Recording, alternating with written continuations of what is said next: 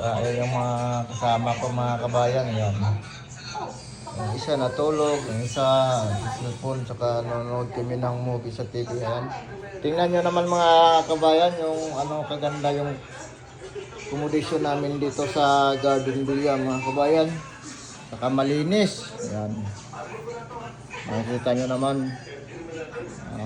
Ganyan kami kamahal ng aming company na GWG. Nandito kami sa magandang tirahan. Papakita ko sa inyo mga kabayan. Ayan. Libre din ng wifi dito. Ayan, yung kasama ko. Ayan si Master. Ayan si Journey. Ayan si Emil. Ayan yung kusina namin. Malinis. Kailangan laging malinis yung ating kwarto para maganda pag masdan, di ba? Ayan o. Yung kusina namin. Ayan, malinis yan. Palagay ang basura. Yung mga gamit namin, yung tubig, yung panglinis. Yung pupi namin. So, mayroong lagay ng damit dito. Yan dito yung damit sa loob. Yung CR, yan, maganda. Malinis. Ayan, lagi nang malinis yan kasi yung apakan, kailangan mayroon. Binilhan namin yan mga kabayan.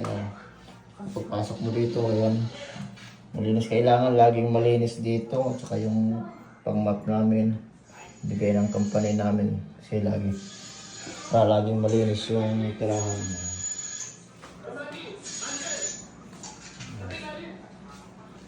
May bago kaming pressure ngayon, bago naman pressure. Nanood kami ng movie.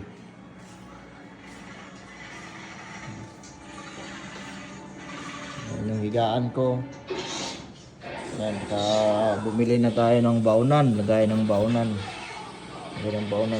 Para pagpasok sa trabaho, hindi na tayo mahirapan. Higaan.